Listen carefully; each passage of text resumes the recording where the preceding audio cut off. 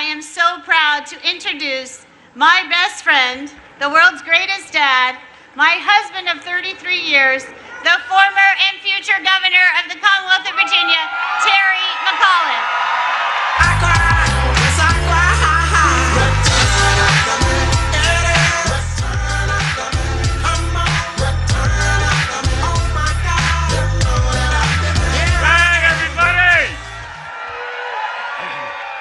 I love you.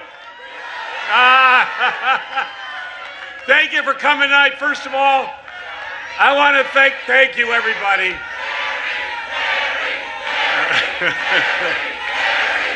Thank you.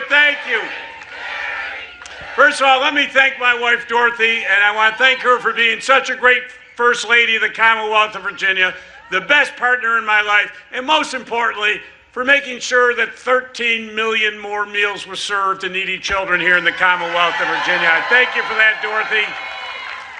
To our great chair, Matt DeFronte, I thank you. Congressman Beyer, who was with us. Our great speaker, Eileen Fillercorn, was with us. Senator Kane, our great governor, Ralph Northam's in the House with us. And a big thank you to our future Lieutenant Governor of the Commonwealth of Virginia. Hala is in the House with us. And our future Attorney General, who has done a great job, Mark Herring's also in the House with us. So folks, you give me a Democratic House with this team, let me promise you this state will take off like a booster rocket. Let me tell you. And first of all, thank all of you for being here today. What a beautiful evening here in Arlington, Virginia, to be here with the 46th President of the United States of America, Joe Biden. Virginia, we have only 1 week left in this campaign.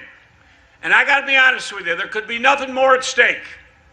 And sometimes you have to slow down and take a step to realize what really is at stake. And yesterday was one of those days. Yesterday, Glenn Youngkin released his closing argument of this campaign. In it, he promotes an effort to ban books by Toni Morrison from Virginia schools. One of America's most famous authors, the winner of the Presidential Medal of Freedom, the winner of the Nobel Prize. This is his closing message. Glenn Youngkin is promoting banning books by one of America's most prominent black authors. Just the fact that he's even discussing this brings shame here to the Commonwealth of Virginia. He is ending his campaign the way he started it, with divisive dog whistles. Even after the deadly attacks on January 6th, Glenn Youngkin launched his campaign by promoting election conspiracy theories. And for 8 months, it was the only issue he had on his website.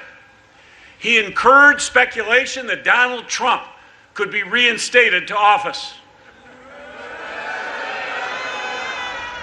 His campaign surrogates include conspiracy theorists who promote violence and lies about the 2020 election. And let me be clear, Joe Biden won the 2020 election fair and square.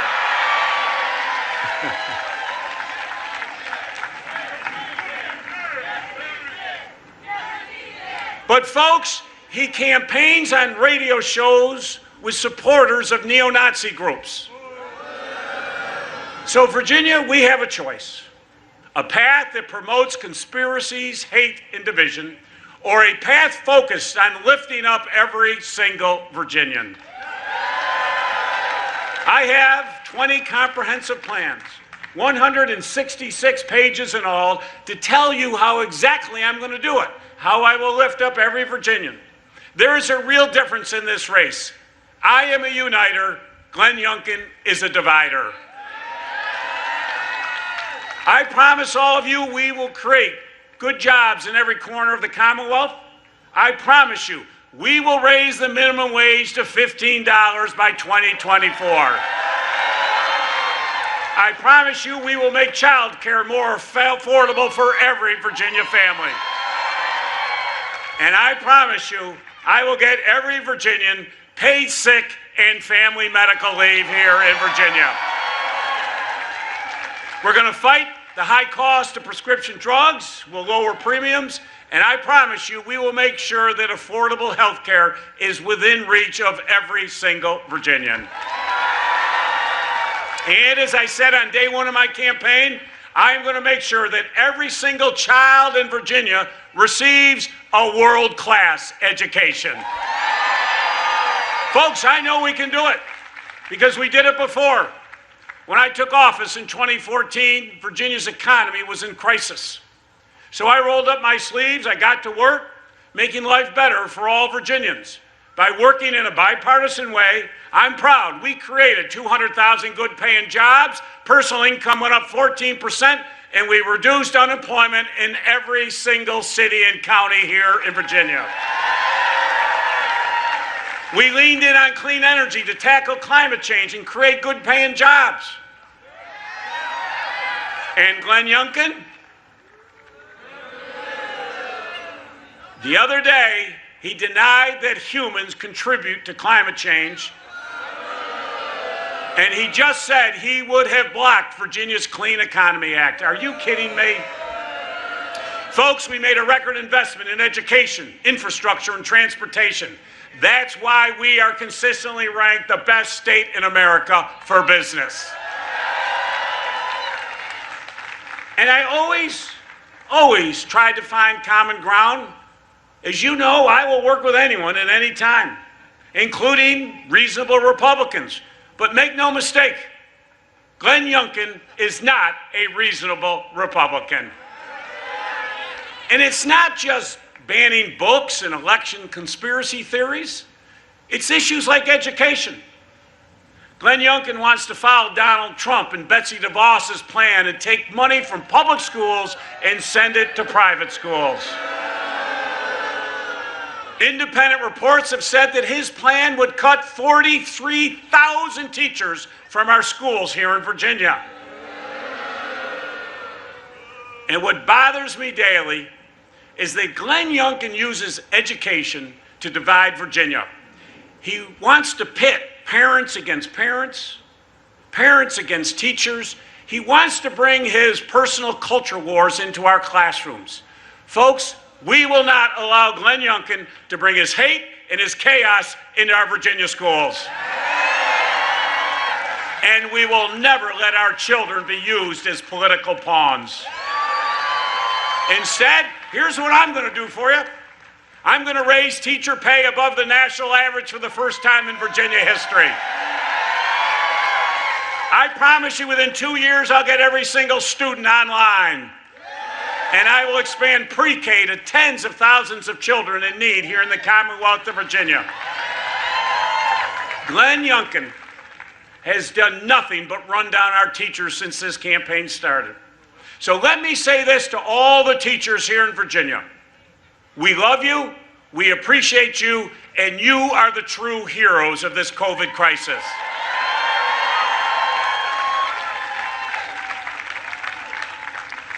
On COVID, Glenn Youngkin has already brought Donald Trump's anti-science agenda to Virginia. And think of it, he's not even elected. Youngkin has said, on day one, all masks are off and no vaccine requirements for our teachers. Folks, this is deadly.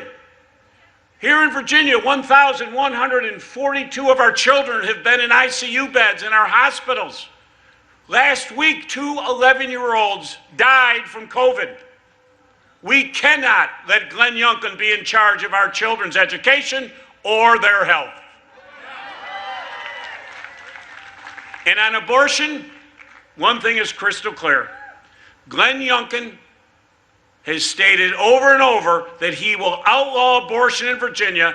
And let me say this, Donald Trump's Supreme Court will now let him do it. This isn't a hypothetical anymore. Women and doctors could face jail time.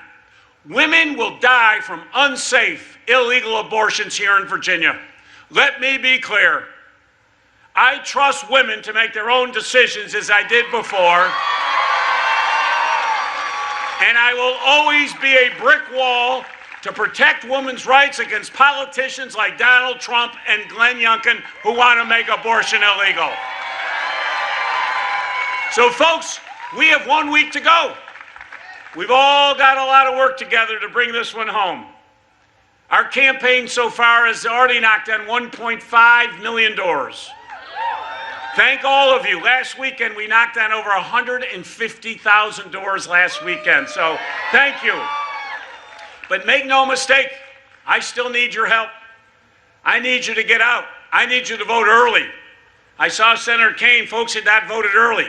I need you to join the 750,000 Virginians who have already cast their ballot. I need you to have your voices heard early. Make sure you go out and vote, and you vote early.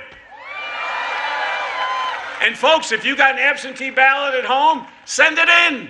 Don't wait. You cannot take voting for granted. Because as you know, there are people out there who want to limit the right to vote. It was only a few years ago that I overturned a 102-year-old racist Jim Crow era law that prevented those who had served their time from voting.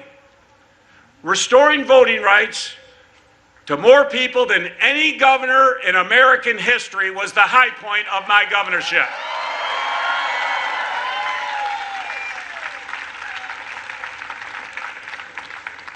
But I'll be honest with you, not every day is like that. The darkest day of my governorship was when neo-Nazis and white supremacists marched on Charlottesville.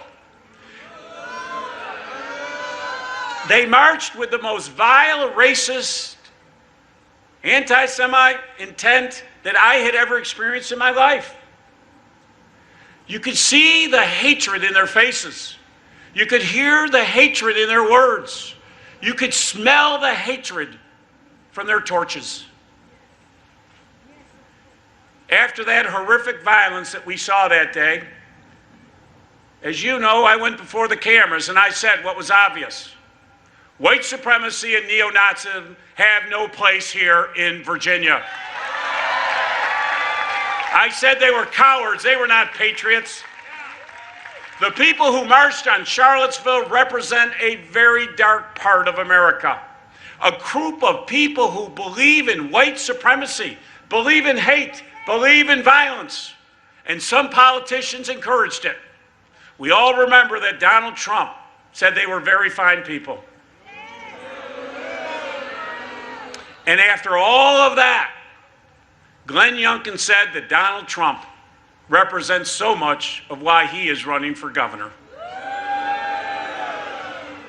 Let me be clear, folks. I'm running for governor for you. But after that tragic day in Charlottesville, for others, it was a moment to stand up for what is good in America and to reject hate. For Joe Biden, Charlottesville became the moment. He knew we were in a battle for the soul of our nation. And he decided to return to public office. And after 4 years of chaos and hatred under Trump, we needed someone with empathy and good character in the White House.